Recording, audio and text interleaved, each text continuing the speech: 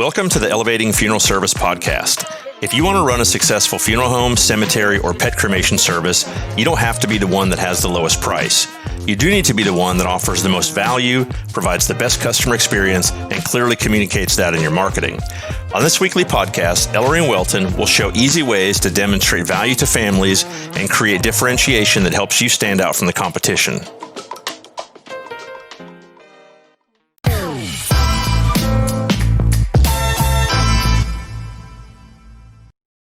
Hey everybody, welcome to another episode of Elevating Funeral Service Podcast. I'm Ellery Bowker, your host. I'm with my good friend and co-host Welton Hong, and today we have John McQueen with us. We've got an amazing show today. It's one we've been looking forward to for a long time. We're going to be talking about a subject that many funeral homeowners are thinking about around the country, and that's going to be, should I or shouldn't I be thinking about opening up a discount cremation or a direct cremation operation in my market? So we have John with us. John is an expert in the funeral business, and I'm going to let him tell you a little bit about his story, but he has run a company with many different brands at the high end of the market and at the low end of the market. So his expertise, I think, is going to lend itself very well to the message that we want to get across today. So with that being said, Welton, how are you doing? Doing awesome. Just going to be out in Charleston this week. getting back on another plane. You're getting back in the swing of it.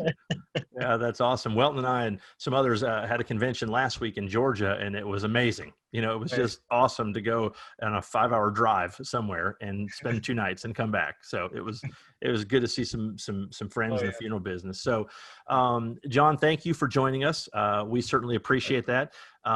Most people know you, but for those that don't, maybe you could tell us a little bit about yourself and your experience with your own firm in Florida. And then now you've recently joined the Foresight Company. That was the big news that came out 2 weeks ago. And maybe you could tell us about your new role there and then kind of what you're doing over there. Perfect. Well, first off, Ellery, thank you for having me on tonight, and Welton, you too. And kind of like you guys, I'm looking forward to getting back out there and actually seeing people face to face. The Zoom technology is amazing, but I still, from the old school, like to shake the hand and say hello to everybody. So a little background about myself, though. Again, I grew up in the funeral business. So my father had started our funeral home in St. Petersburg, Florida back in 1952. And back then they used to say that St. Petersburg was the home of the newlywed and nearly dead. It was supposed to be God's waiting room. So it was the perfect place to have a funeral business. So again, I grew up in the business, started out mowing the lawn, washing cars, and worked my way all the way up to the executive suite, obviously. And I've seen a lot change over the years since I've been in the business. So again, my dad died when I was 22. I took over as the son that was in the family business. And then I had a brother and sister that were also involved in the business with me, and we continued to run it and expand it and grow it. And then in 2010, my wife and I, Nikki and I, bought out my brother and sister out of all of our funeral operations, and obviously continued to run the business, more or less almost doubled the business in the 7 years that we had it from where we were before. And then ultimately in 2017 decided to sell the company to Foundation Partners Group. And at that time, we were Florida's largest family-owned funeral home. So we had the privilege of serving almost 3,400 families on an annual basis through our human side of the business, as I like to say, because we also had a pet side to the business, and we served in excess of 2,800 families on an annual basis through the pet side. And then we also had a very small cemetery. So, you know, we probably did 50 to 100 burials tops a year, but so I've got a little bit of experience in all those different areas. I had the pleasure to continue on with Foundation Partners after the sale, but in July, I left Foundation Partners. And as you mentioned, the big news that rolled out September 1 was that I had joined the Foresight companies. And so my new role with the Foresight companies is I am Director of Client Experience. And so again, as you know, most of my experience has all been in the customer service realm, customer experience, innovation, you know, how to really take a lot of the things that the customer you and I as customers experience out in what I'll call the real world, and bring it into the funeral world to make the customer feel more at ease, and actually make the experience better. So in my new role, though, I'm gonna work in business development for the Foresight companies, and then also help to build out some client experience and help our clients, reach new heights, hopefully, and pursue some of the innovative and creative things that they're wanting to do. So I look forward to that very much. And again, I appreciate you having me on tonight. I've always loved to share information with everybody in the industry. I've always told people I'm sort of an open book, so what you see is what you get, but I'm happy to share with you as much as I can to help your listeners hopefully find success in whatever avenue they decide to go in the low-cost cremation businesses. So. That's awesome. Thank you for that. And you're an open book, but you also wrote a book, Lessons from the Dead. I thought it was a great book. I followed you on social media for years, and I watched you kind of grow Anderson McQueen for a while. And I think that, as far as the perfect person to help kind of tell this message, I think you're it, because you've taken a funeral home from, like you said, doubled it in 7 years, but you did that over a couple of different brands, which I think is important. And just kind of diving right into it, funeral homes right now, a lot of the owners right now are back on their heels a little bit. They feel backed into a corner a little bit. Loyalty's on the decline, cremation's on the rise, revenue per call is down. A lot of them are getting their teeth kicked in by competitors they didn't even know existed. And just kind of where I'm at geographically, probably within 100 miles of me, I know 3 very frothy markets that have new competitors that have popped up out of nowhere. The barrier to entry is low. The licensure is easy in North Carolina. It doesn't take much to rent a small space. Google AdWords are fairly cheap if you know what you're doing. And so by the weekend, you can be siphoning off calls from these incumbents. And the rapid pace at which that happens should be, and probably is, frightening for many funeral home owners out there. So I'm just going to assume that a lot of them out there are thinking about, what do I do if a competitor has now entered my market? And, can I preempt that by opening up my own discount cremation thing? Now, Welton, you obviously are on the marketing side. You have a lot of your customers that are doing that now, and we're going to get into kind of maybe some of the right way they're doing it and the wrong way they're doing it. But I think the first question, John, I wanted to ask you and to have you answer, which I know seems like a loaded question, but is, should they do it? Right. So I'm a funeral home owner. I'm in middle Ohio or Florida or Texas, wherever I'm at. I don't have an incumbent in town, or I don't have a competitor in town yet. What's the, how do I measure this? How do I determine whether or not I should or whether I shouldn't? So I know it's a loaded question, but how do you answer that? With a loaded answer. No. But I will tell you that not necessarily should you get into the business. Over the years, what I've seen happen is many times we go to a funeral convention and we hear some great speaker get up and talk about some new idea. Let's call it low-cost cremation services. And so we hear that at the convention. All of a sudden we run home and we go, hey, guess what, honey? This is what we're going to do. And we need to get into the low-cost cremation business. But that's not necessarily the right way of doing it. What happens a lot of times is you really need to look at your market. If you are the only funeral home in your market, and especially if it's a smaller market, but you're the only funeral home in your market, you do have to be concerned about someone coming into your market, maybe trying to infringe on your market space. But I'm going to tell you, it's probably not going to happen right away if you're in a very small market. They're obviously going to go to larger metropolitan markets first. Also, though, what happens, the other mistake that a lot of our colleagues make is that we say, okay, we're going to get into this. We need to do something to, combat this low-cost operation that's come into town, or maybe there's not even a low-cost operation in town yet. But again, I've been to that convention and I've heard that speaker. So I decided to open my low-cost brand. And then what happens is, if you really ask questions of them, they'll say, last year, my first year out of the gate, we did 150 cases out of there, or, we did 200 cases out of there. As you dive a little deeper into it, though, you find out that most of those cases are them shifting their own calls from their premier funeral home over to their low cost operation. Now when the family calls into, the premier brand and they're simply looking for a direct cremation, they'll say, oh, well, actually, if you call our other brand XYZ, low cost alternative, you can get a direct cremation there, and it's only $5.95 or whatever the price happens to be. The other place where oftentimes that occurs too is actually online. I know some of the funeral homes out there, maybe they don't open a whole operation, but they'll start like a low cost price if you arrange it online. So, they find this great, web marketer like Welton that goes out and builds them this site. But what they end up doing is they say, well, if you go online, you can arrange it online with us, and it's $500 cheaper or whatever. And so in reality, what they're doing is they're giving up the profit off their bottom line.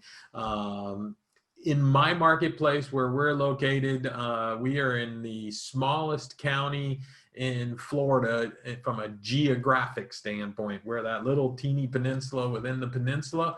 And then yet we're the most densely populated county because we are such a small county geographically. We have about 1 million people in our county. And in our main city, which happens to be the capital of our county, is St. Petersburg. We have in excess of 250,000 residents in the city of St. Pete. So we have a very metropolitan area, so it's much easier for more of these low-cost operations to get started than in maybe the more smaller, rural, urban-y, suburban type communities. So now that's not to tell you you won't have that competition ultimately. Again, if you're the guy sitting on the diamond mine and you're the only one there mining at that mine, sooner or later, somebody's going to come into your market to compete against you. And I used to, when I gave a lot of talks, I used to hear oftentimes people would tell me, well, oh, that's all great, but that's not what's going to happen in my market. I know my people, I know what they want. You probably do know them fairly well, but sooner or later, somebody else will come in, and the way they come in typically is off a price, and they start offering it a lower price. They tell them, I can do the same thing you can do, but I can do it for a third of the price, and before you know it, half your traditional business has gone down the street to the new guy. So it is something to worry about, but it may not be something for you to jump right into. So, John, let me ask you a question. Do you think that or how many, well, it's hard to put a percentage on it, but I wonder, just in my mind here, how many funeral directors or funeral owners decide they want to open up a cremation brand just for the sole reason of keeping competitors at bay, as opposed to opening up because they believe that this can be a profitable arm of their company and just an extension of their company? Do you see people doing it more defensively or more offensively? I would say, if I had to guesstimate, probably 50% of them do it defensively, and then the other 50% probably do it offensively. The 50 that are doing it offensively, I would say, are a lot of those premier brands you've heard of around the country, and what they're doing is actually trying to, which is what we did, actually trying to increase our market share. We're not looking to direct people to a lower cost alternative, and we're not looking to necessarily compete with somebody down the street, but we are looking to expand our reach further than what the traditional funeral home would reach. Typically a traditional funeral home will serve within about a 3 to 5 mile radius of that funeral home, and the bigger the city gets, the smaller that concentric circle works around the funeral home. But with our low cost brand, we would pull in a 25 mile radius of that low cost brand. So again, it's much like the Walmart concept. Again, you'll get in the car and drive to Walmart because you think you're going to save a lot of money, and consumers do the same thing. In fact, we actually relocated our original low-cost operation 3 times within a 2-year period, and never lost a call because everybody followed us to wherever we went, you know. So again, they were looking for that low-cost brand. But the other side behind that is that when it comes to operating these low-cost brands, the other place where I see a lot of people make mistakes is they think that, hey, since it's low cost or it's all online or whatever the case may be, you know, I can open it and they will come. Yep. And also, I don't really have to do anything because, hey, we're just talking to direct cremation, right? But I'm going to tell you, to effectively do it and to preserve the business you already have, it is a daily task of overseeing that operation, making sure that everything's hitting on all cylinders. It's almost easier if you don't have a traditional brand to come in as the low-cost brand, because again, that's your full focus, that's all you've got. But when you do have the traditional brand, oftentimes where we take our eye off the ball is before long, if we're not cautious, we start offering a lot of the same services that we offer through our traditional brand. We're just offering it cheaper, or, you know, staff training wise, it becomes easier to flip the call to the other one than to really take the time with the caller on the phone to try to, you know, explain the value of what we bring to the equation to make it a better experience for the family. So, you know, we probably spent as much time operating our full service brand, our low cost brand, as we did our first full service brand. From a management standpoint, you know, we had to stay on top of it all the time. So. You made a really good point, and I want to tee this up for Welton here. You know, Welton mentioned something earlier before the call here that, you know, he has some of his customers that just take the eye off the ball, right? I think they just kind of just lose interest or lose focus. And I think that maybe that comes back to that convention thing, right? You come home and it's rah, rah, let's go do this. But if you don't pay attention to it, Welton, talk about that for a minute. Yeah, typically, this is what I've been observing throughout our client base. Many of them, the traditional firms, they would have a separate, let's call it the society, Sure. right? But typically what I've been observing is it's a stepchild. They thought if they open it, they will come. Even if they started doing a little bit of marketing now, their team, it's still the same team. It's not like totally separate. I think, John, where you set it up, it's like totally different organization. Let them battle it out, right, for these calls. But what I typically see is the same organization, same people, or it could be similar people entering the phone, and it's always a stepchild, so they're not really focusing on it as much. And also that operation is totally, right, just mismanaged since day one. There's no process system on that at all, because their focus, 99% is still on the traditional firm. Sure. And they don't understand they got to market it differently to the discount brand. So that's the confusion I always see whenever I talk to these business owners. Sure, and that's a true statement that you make there, a very valid statement. Again, many times what happens is, as you said, they open this low-cost brand, they think, hey, you know, I'm going to open this thing, I'm going to get this business, it's just going to come to us because we're lower cost, you know. That's then also where they start falling into that vicious trap, I guess I would say, because they have the same staffs, and we even had the same staff initially when we opened, because, you know, you don't have any business coming in the door, so you don't know, you know, so you're going to use what you already have. So they have the same staff, but then what happens is, well, you know, John answers the phone here, you know, XYZ funeral home. And then, oh, I'm looking for a direct cremation. I want something less expensive. And then all of a sudden, you know, you hang up this phone and then this phone starts ringing. And, hey, it's, hi, this is JM, you know, and this is the low cost brand. So it just, it really muddies the water. And as the business gets larger and larger, as it begins to grow more and more, it becomes more important that you actually separate those two brands. So let me kind of share with your listeners sort of what our business model was and how that worked, and that might better share with them kind of how things happen. But so we use what's called the profit pyramid, and it's a very common business model. I'd love to say we invented it, but we didn't. We had our R&D department, rip off and duplicate, steal the idea from somebody else. But it's actually modeled after the Marriott hotel chain and some of those other big brands out there like that. So, at Marriott, it used to be Marriott was their flagship, but now the Ritz-Carlton is their flagship of their pyramid. And so the Ritz-Carlton sits at the very top of the pyramid. It probably, from a volume standpoint, does the least amount of volume of all the hotels that they own.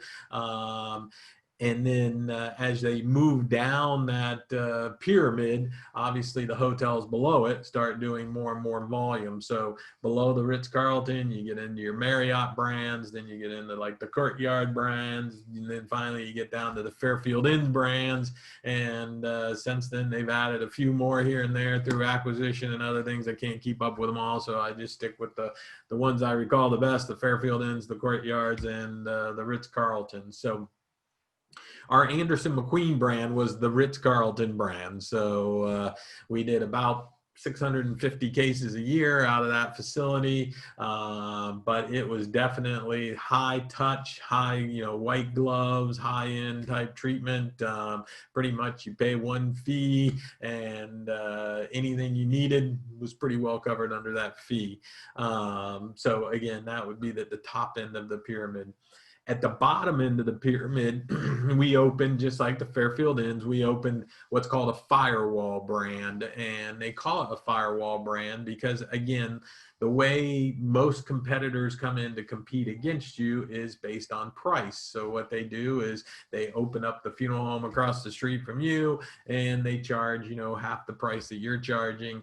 So they come in competing on price, and over time they climb that pyramid, and as they start taking away more and more of your business, they start increasing what they're charging more and more. In the end, ultimately, they are charging the same price as you're charging, and they've taken away 50% of your business or more. So you create this low-end firewall brand at the bottom, and what that does is it makes it much harder for new entrants to come into your marketplace and compete against you. And it makes it even more difficult for those other low-priced providers in the marketplace to compete, because now it's not just them competing at the low price, it's actually you're down there too. The other reason that the firewall brand works, though, in like the profit pyramid type model, is because going back to the Ritz-Carlton, or in this case, Anderson McQueen, we had already built out all the infrastructure. So we had our own private crematory, we had all our own transfer staff, we had all the computer technology. We had spent millions of dollars invested into the business to create the empire. And so if either the low-cost guy that stands alone by himself or the guy like me that has the low-cost brand, which one should be able to operate more efficiently? It should be me. And the reason being is I control all my own costs. I've already got all the infrastructure. Whereas that standalone guy, he's got to go out and, most likely he probably, contracts with a transfer service to transfer the body into his care. He probably does not own his own crematory, so he's paying for a third-party crematory, et cetera, et cetera. By the time he deducts rent and other things, he gets down, his margins are extremely slim. For an operation like ours, since we already have the crematory, we have the retorts in place, all of that, whether I'm doing 600 cremations a year through those 2 retorts, or I'm doing 1,600 cremations through that, machine over the same 12-month period, the incremental cost of those additional cremations are very small. So therefore, my profit margin should be greater than what the other guy's offering. So that's really sort of how that profit pyramid system works. And that's why it works sort of on the economies of scale. The low end, typically, just like a pyramid would look, ends up doing the most amount of volume, and the top of the pyramid does the least amount. But the majority of your revenues and the majority of your profits are actually generated up here at the top end of the brand. Kind of going back to hotels for just a minute, I did some research. I know I've included it in some of my talks before, so I don't have the information right in front of me, but approximately I'll be pretty close on this. So if you compare the Ritz-Carlton and you compare the Fairfield Inns, I think the Ritz-Carlton has somewhere in the neighborhood of like, let's say 20,000 sleeping nights available a night, sleeping rooms available a night, because revenues per average room rate is what hotels base all their projections on. So let's say they have 20,000 rooms available worldwide for the Ritz-Carlton on a night.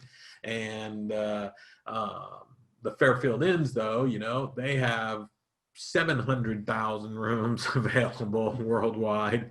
But the difference is their average room rate is $79 a night. The Ritz-Carlton's average room rate is, like $284 a night. So when you do the math, even though the Ritz-Carlton has less rooms available, they're generating a tremendous amount more in revenues and profits than what they're generating at the lower end down here. But the lower end is helping to protect that higher end up top. So, and it's the same in the low cost model for the funeral business if it's run effectively. John, I have an interesting question. Do you find, or how do you recommend a firm think about kind of owning the fact that they own it? And if that makes sense, because I know several within my area here that the traditional funeral home owns a low-cost cremation, but you'd be hard-pressed to know it because they don't really want the public to know it. How do you suggest a firm look at that? Sure. I will tell you that at our firm, integrity was our main core value. So as I used to tell staff, oftentimes if they would ask, well, what do I do if a family says, well, don't you own X, Y, or Z? The answer is yes, we do. However, as you kind of said, we're not out there actively promoting it. We're not really hiding it either, but we're not out actively promoting it. And that's the one area where there's been a lot of debate among some of my colleagues. We've talked about the idea of, hey, shouldn't we be more like the Marriott? The difference is you have Marriott Hotel, you then have Courtyards by Marriott, you then have Fairfield Inns by Marriott. Why don't we have our top end brand again was Anderson McQueen. Our firewall brand was the A-Life Tribute brands. So it was like, shouldn't it be A-Life Tribute by Anderson McQueen? And unfortunately, I will say in our industry, and since people experience funerals much less than they experience staying at a hotel, I don't think we're quite ready for that yet. And so but just to let you know how it really doesn't work against you, we ended up, when my brother and I opened our low-cost facility, actually before we even opened it, the Tampa Bay Times, our local newspaper, ran a front page story, for the entire front page on the local funeral home that was opening this low-cost alternative to, serve less expensive, at less expensive prices. And at that time, we had actually started out with a different name. It was going to be called Affordable Funerals, but SCI, I think, owns that one. So we switched to A-Life Tribute. But the point of the story was that even though this full page ad ran before we were really ready for it to happen, or full page story ran before we were ready for it to happen, in the long run, a week later, people would say to me, "Oh yeah, I think I saw your name or your picture in the paper about a week ago or something. Weren't you in the paper recently?" And we were like, "Oh yeah, we were." They didn't remember that it was low cost or Anderson McQueen or what. They remember seeing my picture and my name and my brother's picture. But again, if someone asked us, don't you own some other low cost brand? Yes, ma'am, we do. It's a sister company of ours. And what we would do though is, and this wasn't to deceive, but backing up to what you said before, Ellery, I think it was you, not Welton, but was that, maybe it was Welton, but we were all one big happy family. So we were all under the Anderson McQueen umbrella, but we each had our different operations. So we had the Anderson McQueen brand, we had our Courtyard brands, and we had our Fairfield Inns brand.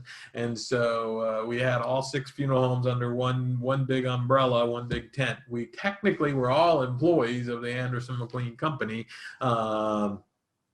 But we each worked in our own brand. And so even though we were one big happy family, I was going to fight just as hard to take the call away from you as you were going to fight to take the call away from me. Mm-hmm. So if I had a family that inquired about the A-Life tribute, or let's say after doing everything I could possibly do to try to keep that call at the Anderson McQueen brand, and I had to flip it to a lower price brand, at that point in time, I would say, well, Ellery, based on everything we've talked about, I would recommend that you actually contact XYZ Funeral Home, A-Life, whoever, whichever one of our brands. I would recommend that you give them a call, and, Bob is going to take great care of you. If they said, well, can you tell me how much they charge? Or, they'd start to ask questions about that. I'm sorry, Ellery, I actually work here in the Anderson McQueen brands. I don't actually work in the A-Life tribute brands. But again, Bob there, he's a great funeral director. I know he'll take great care of you and answer all your questions for you. So again, we don't hide it, because, once you start that, you do nothing. My mom always taught me, once you tell one lie, you got to tell another. And before you know it, you can't remember the first one you told. And so that's how you end up getting yourself in trouble. So it's better to be honest than to try to hide it. But I also am not going to be right out front waving the flag from the Premier brand. So hopefully that answers your question. Oh, it does. It does. Very well. Thank you. Well, talk to us about, how do some of your clients that own a traditional funeral home and then they own a low-cost brand, how do they market differently? I think just like John said, it really does vary. Some will typically, many of them, it's under the same roof, but 2 separate entity. Under the same address. Under the same address. Does that cause problems? That causes problem, because whenever, this is the mistake I see, if you really want to keep it separate, then your Google listing for that discount brand, you should be hiding that address. And that's totally legal, by the way. You set it as a service area business. So that way, whenever people Google you, it's not showing up under the same roof. All right. So that's something they gotta do if it's a discount brand, unless you really want people to know, hey, you're under the same roof, right? Sure. That's a big mistake I've been seeing so far. But what do they do as far as marketing dollar allocation? Do they put more into the PPC than the traditional brand would? Very good question. So it really depends again, but typically my advice, depends on whether they want to battle it out between the 2. Many of them, they don't want the 2 brands to be fighting it out. So the discount brand, when they run Google ads, for example, it's going to be a donut shape. They don't want to be targeting anything that's a 5-mile radius. Then they'll run ads outside the 5-mile radius. So they're not competing with themselves. Interesting. Some let it fire it out, right? Because now you get 2 spots, right? Whether they call the first one or the second one, they just want to dominate their local area with both brands. So it Sure. really does vary. But I would say more choose to still focus more on the traditional brand, and then the discount brand, they typically put a little bit less, probably 80-20 rule typically. John, this might go into the next question because I was going to ask you, like, how did you market? Because you had three brands, and you can get into that if you want, but how did you market them differently? But for me, the next question I had for you then was, and this is something I've seen firsthand, where a funeral director, I think one of the biggest challenges they have is, let's say they open up a direct cremation brand, even if it's a physical different location. I think a lot of them are very afraid and unable to answer the question if a family confronts them and says, John, over here it's $3,500 and over here it's $1,500. I've got all the time in the world. Tell me why, and then they have a bit of a problem with that. So what you and I spoke about before, and I think made a lot of sense, was creating differentiation, but operationally. So what could you tell us about, how to operationally show differentiation? Sure. Well, if you don't mind, let me back up for 1 second Mm-hmm. and tag off of what Welton had said, just as a final thought there, because the older I get, and I'm definitely getting older, so the older I get, the less my memory holds. So if I forget what the question was, just remind me. But kind of as a follow-up to Welton's again, where I've seen others make mistakes along that same line is now unlike you, Welton, I don't get to operate out of the same building as some of your clients. Florida does not allow that, so you cannot have two licensed entities within the same location anymore. They did many years ago, but not anymore. So everybody has their own separate location, so that makes it a little bit better. But at least for us. But one of the things that we did from a marketing standpoint is we would not market our low-cost brand in the market where our high-end brand was at. So like we had 2 Anderson McQueen locations, one on the east side of St. Pete, one on the west side of St. Pete. So as far as St. Pete was concerned, if we were going to do any marketing in St. Pete, that came under the flagship Anderson McQueen brand. Our A-Life tributes, we had one sort of in a town in Gulfport, which was sort of south of us. Just across one street, but it's still a different town. And then we had one that was sort of mid-county in the Largo area. And then ultimately we ended up with another A-Life in South Tampa. So again, we would really target everything around in that area, but sort of crop out the St. Pete market. And then our mid-tier brands, like one was in Seminole, so that was sort of to the west of us. It wasn't too far from our Anderson McQueen that was on the west side of town, but again, they were sort of like the neighborhood funeral home in that community. And so that's how we promoted them. We really focused on that community and sort of heading north and further west to the water to promote them. And we tried not to encroach back. And so we tried to do that with all of our brands. But again, that was one of those things I was telling you, if you take your eye off the ball, many times you end up finding out before you realize it, hey, you just started running some big ad in whatever, whether it's online or in some magazine or wherever, and guess where it's dropping? It's dropping, oh, they just delivered one to my office, and I'm at the Premier brand, and this is for the low-cost brand. What's that happening there for? So we tried to stay away from that. And that was helpful in many aspects. So for the pay-per-click side of stuff, I guess from that area, what we did was, again, kind of similar concept, but our A-Life brand or our low-cost brand was much more, I don't want to say just price driven, but it definitely talked much more about the packages and much more about sort of point and click and buy type concept. Whereas our high end brand was much more educating the consumer when they came to the website, telling them what we did, why we were the best choice for them, highlighting our on-premise private crematory, all those types of things. It's just like kind of piggybacking off of maybe your other question was, people would ask us, not very often, but, more staff would ask us, well, how do we explain that, we use the same exact crematory?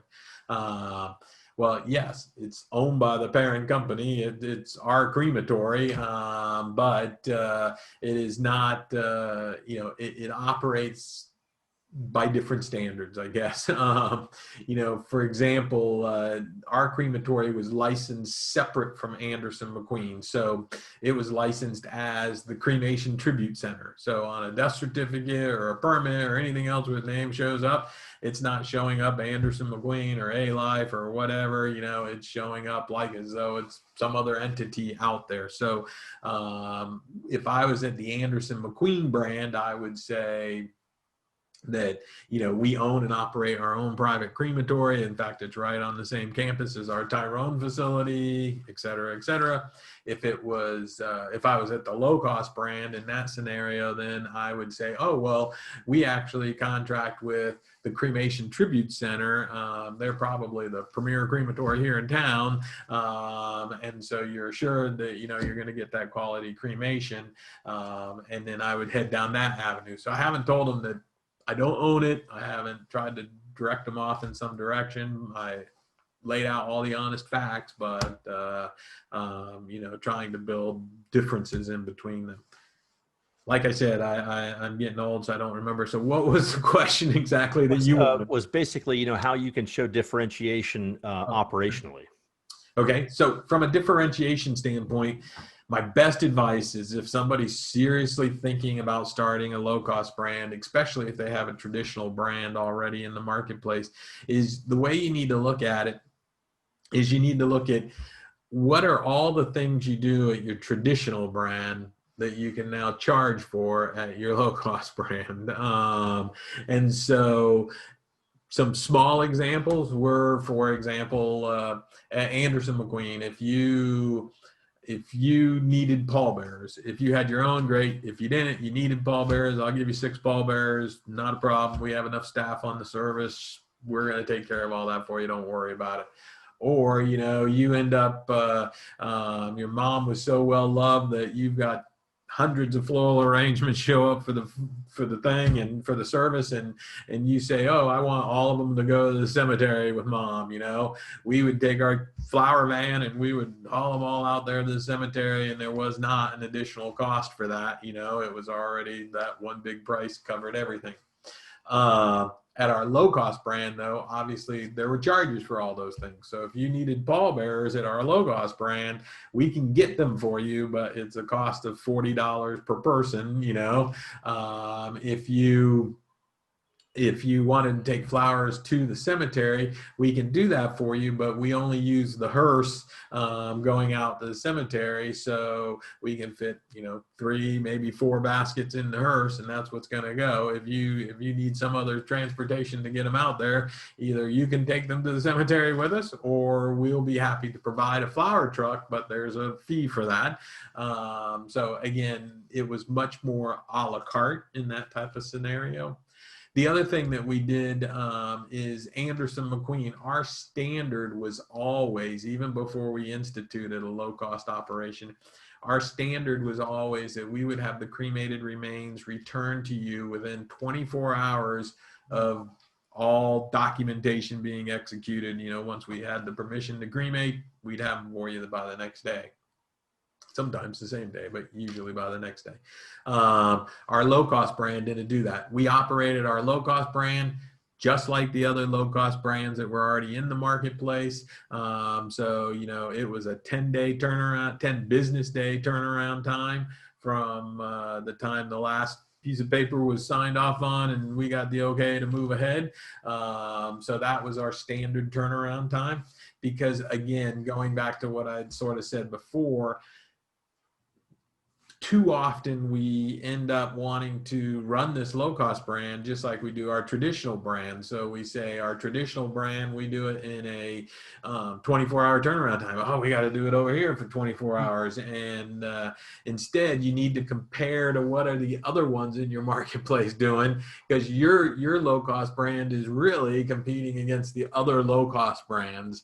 And so, again, ours happened in this area to be like a 10-day turnaround time. So that's what our standard cremation was. But you could upgrade from that. So you could decide you needed it a little quicker. You could get a rush cremation. And a rush cremation, was $200 or $300 more, but you got bumped up to 5-day turnaround time. And then if you really needed it in a hurry, you could get next day service. But by the time you added up all those add-on fees to get there, you might as well have just gone to Anderson McQueen, because you were going to be paying almost the exact same amount. And because, again, by that point, they're ultimately getting the services that we would have been providing over at this other brand. So ultimately, it would balance out. Some of the other things, though, that were probably what I would call non-negotiables, and these are things that funeral home owners have to look at. I was a non-negotiable. My wife was a non-negotiable.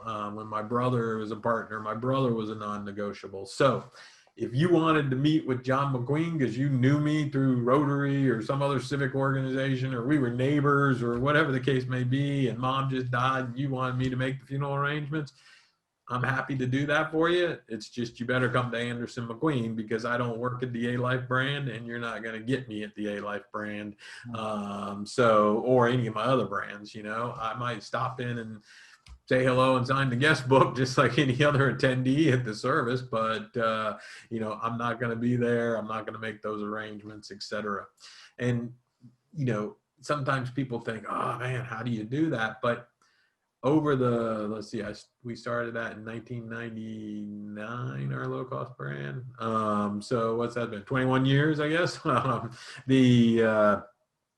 And during the time that I was there, so 18 of those years, we never had a family that had an issue because I wasn't going to come to A-Life and wait on them, but more importantly than that, most people never thought about calling the low-cost brand, even though they knew I owned it. I had friends in my civic club that know me very well, actually know our business model, know everything about how I ran my company because we were good friends. But yet when they had a death in the family, they called John McQueen because that's who they had the relationship with, and they come to Anderson McQueen. They don't go, hey, I remember you got that cheap place down the street, man. I want those prices, or I want to go there. So, but you really got to figure out all that stuff ahead of time. Another non-negotiable we had was that our administrative offices for our low-cost brand is not open on the weekend. The other thing is they are by appointment only. So we operate it very much like a doctor's office. So, if Mrs. Smith passes away on Friday at 4:00 in the afternoon, obviously our transfer team is going to go out and transfer the remains, or we're going to call a transfer service if our guys are busy. So, we'll do that part of it. But we are not meeting with the family. It's not like, oh, can I come in tomorrow? No, sorry, and oftentimes, in all honesty, one of our A-Life locations did in excess of 1,000 cases a year with one funeral director and one administrator. And so many times, if you called in at 4:00 that your mom had just died on a Friday afternoon, they'd offer their condolences and then say, all right, well, our first available appointment is Wednesday at 3:00, and I had some colleagues in the industry that told me, people will never go for that. They'd say, okay, and they'd book the appointment for Wednesday at 3:00, so, but you need to plan all those things out ahead of time so you know what your strategy is as you go into this, so you don't derail yourself. So that is a great answer, and just super good points on all of those things, because I think you're right. Going back to what you said at the beginning, I think that they, again, want to do everything at the low-cost place. They do it at the traditional place just for less money, which muddies the waters, which makes it very hard for them to explain, which then they're going to say, well, it didn't work, right? So, sure. yeah. Let me ask you. Along that line, real quick, is so a good friend of mine, I won't mention his name because, I told him I was going to do this, but a good friend of mine and I, we came up with this low-cost concept together. We were in our state association, and we were supposed to be calling on the senators and stuff in the state capitol, but we were sitting up in the rotunda saying, hey, we're two young guys, what can we do differently in funeral service? And so we came up with this low-cost operation idea. So kind of backing up to one of the things I think Welton was talking about is that the difference between my brand and his brand, and I'm not being critical of anybody's brands, but the difference was you went to a separate location to make the arrangements, select the merchandise, but the services were actually held in his funeral home. It's just if you went to the low-cost brand, the service was held in a smaller room. If you went to his traditional brand, then you got the big chapel, and I know he shared with me over time that it did cause a lot of confusion. Also, even for us, though, we opened our storefront operation and we opened it across the street from one of the largest corporately owned cemeteries in town, and we thought this is going to really be we're just going to rake in the business because we're a third of their cost and we're right across the street and it's a no-brainer. And this was long before they really had a lot of that point and click stuff yet, I think, that pay-per-click thing. So but we found out within the first year or so of being in business that really we didn't benefit at all being right across the street from that cemetery. We just happened to luck into the fact that also in that same strip center, and we hadn't even looked at this when we moved in, was that at one end there was a hospice office, and at the other end there were these oncologists. And so our pre-need counselor that used to sit there as sort of our administrator counselor, she said she would watch many times. What would happen is the husband and wife would drive in. Maybe the husband has cancer, so they drive in, they park in front of A-Life.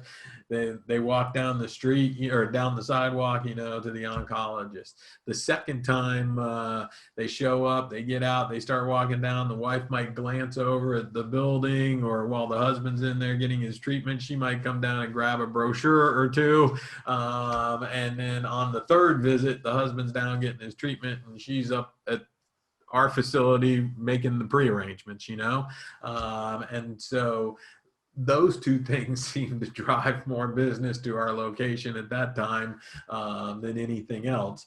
But that was the same facility that ended up within the first 4 years of doing over 1,000 cases a year. And so we did not have a chapel at that facility, and ours was a fully licensed funeral home. So if we had a service, we actually ran that out of our crematory because we had a big gathering room that was built at the crematory.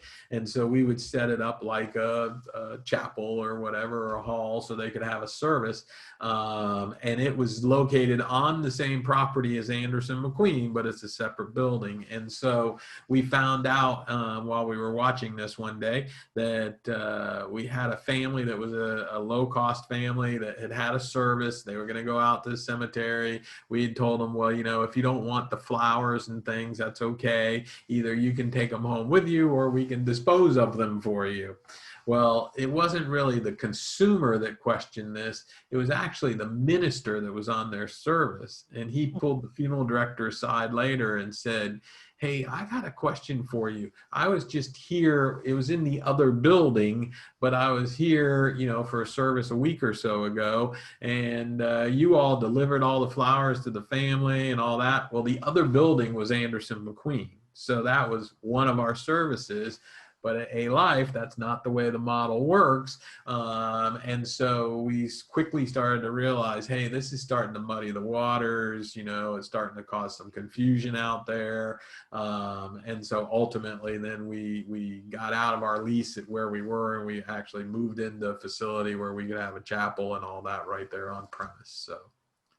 So we've learned by stumbling along the way too. So hopefully your listeners take all these stumbles and know how to miss those hurdles going forward, the potholes in the highway, Yeah. Welton, do you have any other thoughts or questions? Yeah. I have a question for you, John. With those three separate brands, does the discount brand still focus on pre-needs, or it's all purely on the at-need side? Our low cost brand does do pre-need. The tough part for our low cost brand, and again, keep in mind our low cost brand at the time I sold, we were doing, 2,500 cases a year out of that. But because, and when I sold, the price was somewhere, our least expensive price was somewhere around, I want to say $14.95 or $15.95. We had come up, at one point we were $2.55. So we had come up the ladder, just like the profit pyramid works. But so for a counselor to really make a decent living at that, it was sort of like we had to have one counselor that pretty much handled all three of those locations, because that 2,400 cases, 2,500 cases for what they're going to make. So really what we did also at one point was we had our administrators all got their license to be able to sell pre-need. So, they would handle more of the pre-need arrangements, and the funeral directors would handle more of the at-need arrangement. But the low-cost model, the whole concept is to control your cost. And all three of our low-cost models, our low-cost operation A-Life, all three of those locations operated with one funeral director and one administrator. So, I know sometimes they start saying, oh, we're getting busy, and before you know it, you've got 2 or 3 funeral directors working at this low-cost location, and they're pulling in extra support staff and things, and before you know it, your costs have just gone through the roof. Along pre-need, though, what we did do was we also said that you cannot cross-pollinate the brands. So, and what I mean by that is, let's say, Welton, you're one of my pre-need counselors. I give you a lead for Anderson McQueen, and you're going to go out and sell for Anderson McQueen. Well, if you can't close the deal, then you can't turn around and say, oh, well, I can take this hat off and I can put on this. I've got this low-cost operation. Write it up for you. That was not allowed. So if you couldn't close the deal, hey, you could tell the family, well, if Mrs. Smith, obviously, cost seems to be your primary concern. I can definitely understand that. If that's the case, I can refer you over to another brand that might be more suitable for you in that price range and things like that. But, it really made you want to work a little harder to express that value, because otherwise you're giving up your commission, and it worked the other way coming back. Sometimes, it was more often we would have a family that wanted to go down the price spectrum than up the price spectrum. But there were some things we did not offer at our low cost brands that we offered at our high end brands. And so if a family really wanted that, I suggest you call Anderson McQueen, because we're not open on the weekend, or we're whatever, so. I'll ask you a final question, then Welton, you can wrap up with any that you have. I guess my question would be about how to respond if you get a competitor. I heard this funny story about this barber shop that was in town, and I don't know if it's a true story or not, but the barber shop had this, traditional barber shop, and somebody opens up across the street and put a big sign up that said haircuts $5, and other guy's trying to figure out how to respond. So he puts a big sign up that says, we fix $5 haircuts. So I guess my question would be, let's say I own a traditional brand. I don't take the leap and I don't open it up. And now somebody comes in there, opens up, they're siphoning off calls. They're very aggressive. I mean, how do I respond? What would your advice be? Sure. Just to kind of give you an idea, even before we opened our low-cost brand, but even at the time that I was selling our entire entity, our traditional brand, we were the most expensive funeral brand in the county. So, our least expensive offering was actually 1,000% more than the low-cost guy, and the lowest cost guy was not me in the marketplace. So we had that question quite a bit, So my favorite thing to tell people is, first off, when the price shopper calls and they say, how much do you charge for cremation? Because that's typically how the call goes. That's the question out of their mouth. Your response should not be a price. And unfortunately, that's where so many funeral homes, fall. Welton does a great job of getting the phone to ring, right? Because it's ring, ring marketing. So Welton does a great job of getting the phone to ring. But you've got to be able to then take that ringing phone and convert it into actual business. And so the best thing to do is when they say, well, how much do you charge for direct cremation? I'd say, well, Ellery, I'd be happy to answer that information for you. But to make sure I'm giving you the right information, do you mind if I just ask you a couple questions first so I make sure that the information I give you is the correct information? And in my 35 years of using that line, I have yet to ever have a family tell me no. And the reason being is nobody wants wrong information, right? So they always say, sure. And then at that point in time, they've now opened the door for you to ask a couple questions and to begin the dialogue. And then also, I'm upfront with them about it. So one of the things that worked well for us was actually when we put in the flameless cremation process. We now had both flame cremation and flameless cremation. And so my next question to you after you gave me permission to ask would be, well, Welton, since you're interested in cremation, were you thinking about the traditional flame cremation or were you thinking about the new flameless cremation process? And then the normal response back was, well, flameless, well, what's that? And so now you open the door further for me to talk a little more with you. But the whole idea was to build a dialogue. Right. And you need to get them to trust you because people buy from people they trust.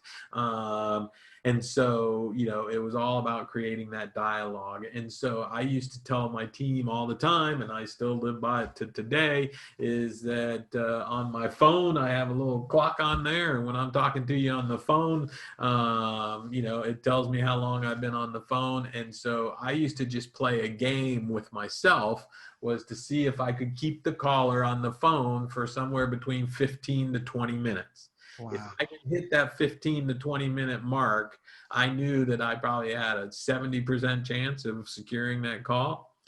And then if at the end, one of the big questions that they ask a lot in Florida, they may not ask this elsewhere, but they'll say, well, I promised my mom, oftentimes they'll start out saying, well, I promised my mom that I'd call 2 or 3 places and, get a price or whatever. And so ultimately I would circle back to that question and or that statement. And I would say, well, Welton, I remember when we first started talking, you mentioned that you had promised your mom that you were going to call 2 or 3 other places and, get a variety of prices from her or for her. And so I want to make sure you honor your commitment to your mom. But if you don't mind my saying, when you do call those 2 or 3 other places, just so you know, you're going to get 3 different prices. Okay. And so all I ask is that, that by now I've explained to them about our private crematory, all the other value added things that we do.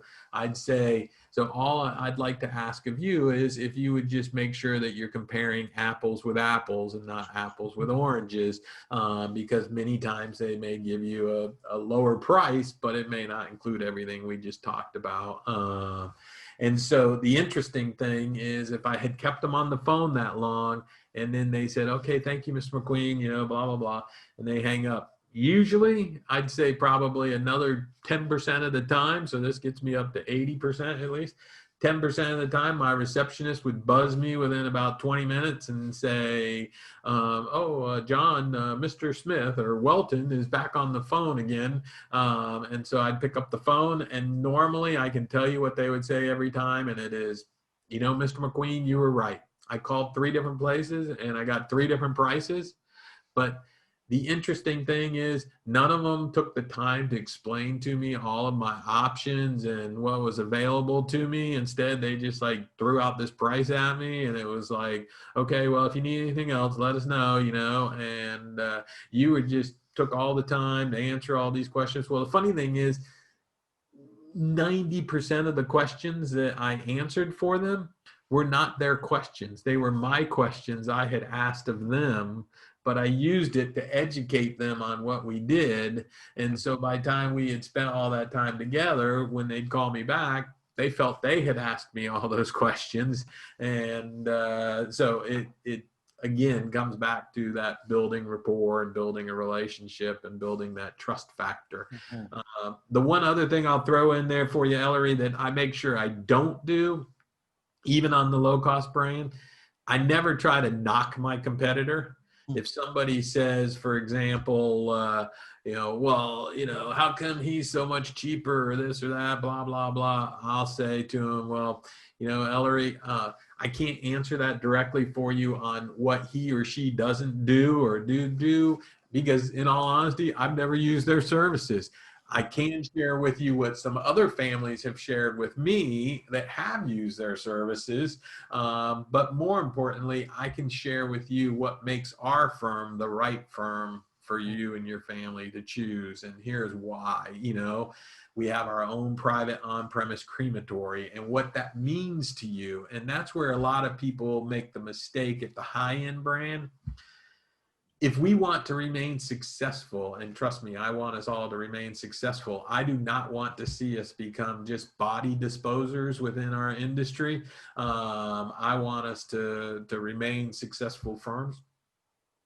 But at our higher end brands, if we are going to remain successful, then we need to invest the time, talent, and energy and money into training our staff so that they can answer those questions, and so that they know how to deal with the phone shopper, they know how to present things when they meet with families, and they use what I like to call value statements. So where a lot of them make a mistake is people will say, well, we own our own crematory. Okay, that's great. Most consumers don't know that funeral homes don't own their own crematory, so, you have to take it the next step. So when you say, well, we own our own crematory, and what that means to you, Welton, is that your mom will always be in our care. We don't subcontract any of our services to any third-party providers. That way we can guarantee to you that the cremated remains you get back are your loved one's cremated remains. Now, I haven't said anything negative about the other guy down the street, have I? No, I've just explained what I do, but it does make people think, oh, well, they do all that and make sure that they get the urn back, but maybe not everybody does that, Well, if that's how you took it, I can't help that, but, again, I didn't knock my competitor down the street or say anything negative. You don't win by knocking the other guy down, it's better to build yourself up, so. Yeah, absolutely. Great question. Welton, you have any other thoughts or questions? No, this is definitely very, very useful because our clients always reach out. Should they open a discount brand? And what I typically see are those, it become a distraction for them. It's not, they're not big enough. From my point of view, it's become a distraction for them. Right. So I'm very, very happy to learn from your model of success here. Operating the funny thing with that, Welton, is that if you call it a distraction, I probably had as many headaches or more to deal with at the lower priced brand than I did at the higher priced brand. You would think that the one coming in paying, $10,000 for this service was going to be so demanding and just right. And you had to do everything else, but many times I had more issues to deal with on the one that was paying $1,500 over here instead of the one paying top dollar over there. Agreed. So again, it definitely can become a distraction if you're not careful. So right. Well, we'll wrap this up. John, thank you again so much. I mean, on behalf of all the listeners, I know that a lot of them are going to get a lot out of this. I know that question is probably on the forefront of many of their minds right now. This business moves pretty quickly, and there's just so many things happening. And so this information, I think, is going to be very helpful. The premise of this podcast was to kind of teach tactical information, have some key takeaways. But the underlying goal of all of it was to help them learn how to build value. And so I think what you brought today was the difference. I mean, adding value is definitely the right way to go, as opposed to lowering the price, because no one wins in that case there. So we're going to wrap it up here. For the listeners, thank you so much for being a listener. If you don't mind, if you could take the time to go to your favorite podcast app and leave us a review, we'd certainly love to have that. If there's any topics or ideas or even guests that you would like us to talk about or with, please let us know that as well. We hope to continue bringing you guys some good, valuable information. And from all of us, John, thank you again for your time. And we look forward to talking with you again soon. And best of luck with Foresight. I know they're happy to have you. Well, thank you. And thank you all for doing such a great job at helping to make our profession better by providing these great podcasts for everybody. So Awesome. have a great evening. Okay. Bye, everyone. Thank you.